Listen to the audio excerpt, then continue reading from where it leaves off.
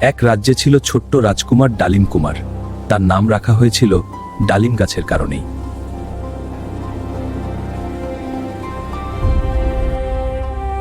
একদিন সে একটি ডালিম ভাঙতেই তার ভেতর থেকে সোনালী আলো বেরিয়ে এলো।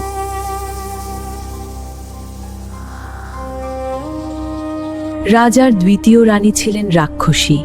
তিনি ডালিম কুমারের সুখ দেখতে পারতেন না। রাতে রাক্ষসী রানী জাদুর বিষ তৈরি করল। সে ডালিম কুমারকে মারতে চায়। মাঝরাতে রানী এসে ডালিম কুমারের ঘরে ঢুকল।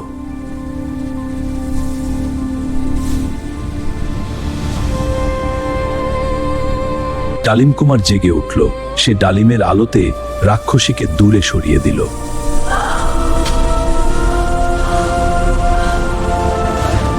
রানী তখন আসল রূপ ধারণ করল, এক ভয়ঙ্কর রাক্ষসী। ডালিম কুমার দৌড়াতে লাগলো। রাক্ষসী তাকে তাড়া করল।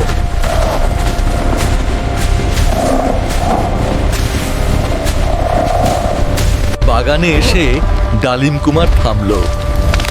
সে ডালিম ছুঁড়ে মারল রাক্ষসীর দিকে। আলোয় পুড়ে রাক্ষসী ছাই হয়ে গেল। ডালিম গাছ আবার ফলাতে লাগলো।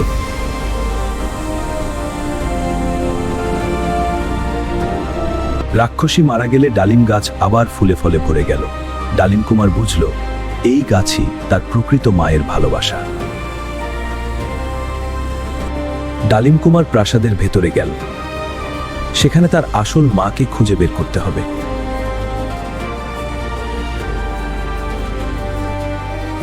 অন্ধকার পথ পেরিয়ে সে একটি দরজার কাছে এলো। ভেতর থেকে দুর্বল একটি কণ্ঠস্বর শোনা গেল। ভেতরে তার আসল মা শেকলে বাঁধা। তাকে দেখে ডালিম কুমারের চোখে জল এসে গেল। ডালিমের আলোয় শেকল গলে গেল। মা ও ছেলে একে অপরকে জড়িয়ে ধরল।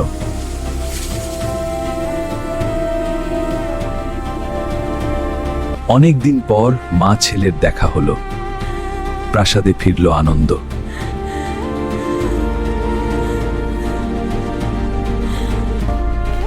ডালিম কুমার মাকে নিয়ে অন্ধকার থেকে বেরিয়ে এলো আলোর দিকে।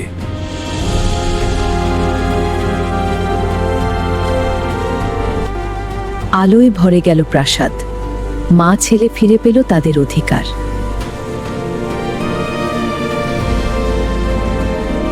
বছর কয়েক কেটে গেল। ডালিম কুমার বড় হয়ে এক সুন্দর কিশোরে পরিণত হলো।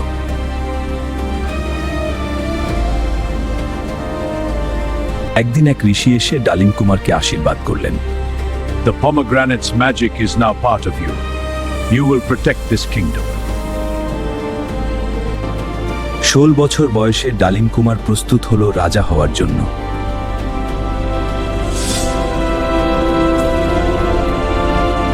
ডালিম কুমার হলো রাজা। তার মা রানীমা পাশে বসলেন।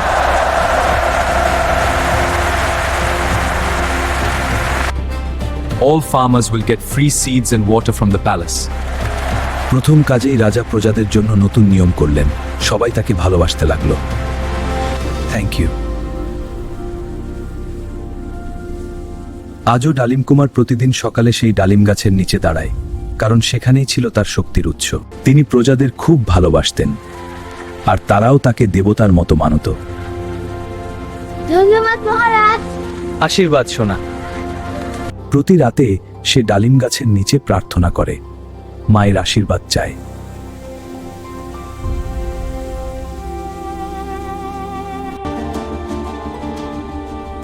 Your fame has spread far and wide, young king.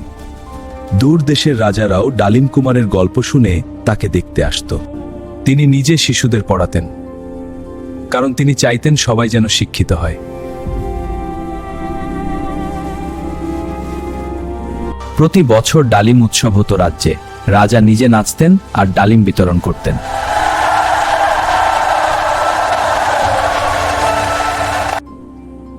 You have made me proud. মাকে তিনি কখনো ভোলেননি।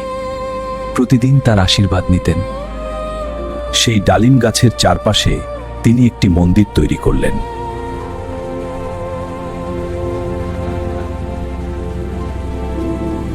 সেখানে আজও ডালিম কুমার পূজা দেন, আর গাছ তাকে আশীর্বাদ করে।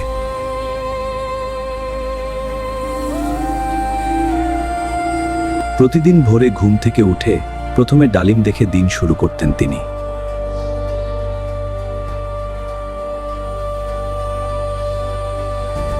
হে মহারাজ, আমার উপরে অন্যায় আছে, আমি নদহারাজ। ধন্যবাদ প্রচার না। তিনি প্রজাদের কথা শুনতেন, ন্যায় বিচার করতেন, সবাই তাকে ভালোবাসত।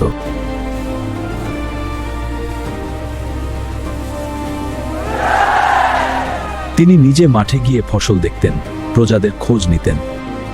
সন্ধ্যাবেলা মায়ের সাথে বাগানে বেড়াতে যেতেন, গল্প করতেন।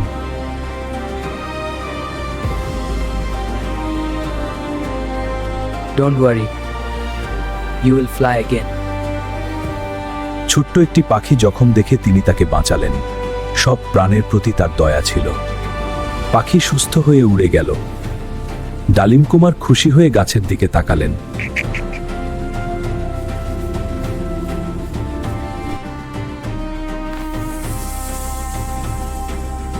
এক রাতে ডালিম গাছ তাকে একটি সোনালী বীজ দিল। সেই বীজ অন্য রাজ্যে রোপণ করতে বলল।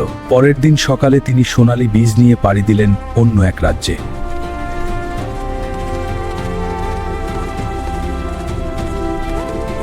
শুকনো মাটিতে তিনি সেই বীজ রোপণ করলেন। সবার আশ্চর্য হয়ে দেখার পালা।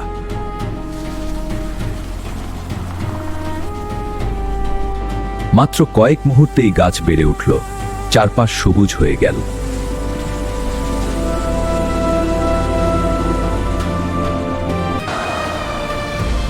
The tree will give you fruits forever. Take care of it. সেই রাজ্যের মানুষরা ডালিম কুমারকে ধন্যবাদ জানালো। তারা তাকে দেবতা মানল। মায়ের আশীর্বাদ সবচেয়ে বড় শক্তি। বিজয়ী হয়ে ফিরলেন ডালিম কুমার। সবাই তাকে অভিনন্দন জানাল। স্বাগত আমার বীর সন্তান। মা, Protect the tree, protect the people. বৃদ্ধ বয়সে তিনি রাজ্যভার ছেলের হাতে তুলে দিলেন, কিন্তু ডালিম গাছের তত্ত্বাবধান নিজেই করতেন। শেষ বয়সে তিনি এসে বসতেন ডালিম গাছের নিচে, যেন গাছের সাথে কথা বলতেন।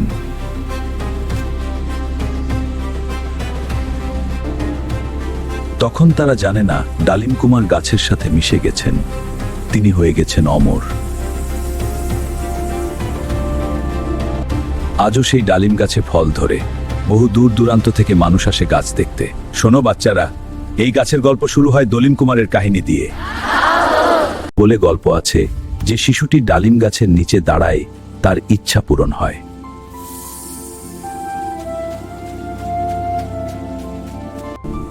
এই গল্প শিক্ষা দেয়, ভালোবাসা ও বুদ্ধির কাছে কোনো শক্তি টিকতে পারে না। মায়ের আশীর্বাদ সবচেয়ে বড় শক্তি। আজও ডালিম গাছে ফল ধরে, আর ডালিম কুমারের গল্প বেঁচে আছে মানুষের মনে। রাজধানীর মাঝখানে দাঁড়িয়ে আছে ডালিম কুমারের মূর্তি। সবাই তাকে মনে রাখে।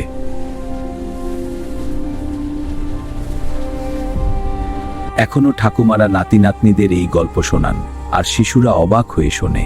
ডালিম কুমারের গল্প। হ্যাঁ, আইলে আপনি দেখো দূরে সেই পাড়ায়। একটি ডালিম, শুধু একটি ডালিম, কিন্তু তার ভেতরে আছে ভালোবাসার গল্প।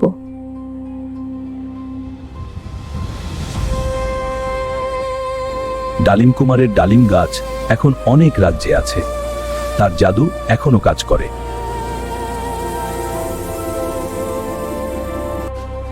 এটি ছিল ডালিম কুমারের গল্প, একটি অমর রূপকথা।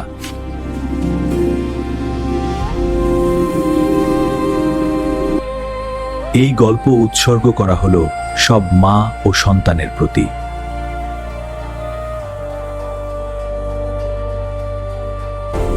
গল্প শেষ নয়, ভালোবাসা আর সাহসের গল্প চিরকাল বেঁচে থাকে।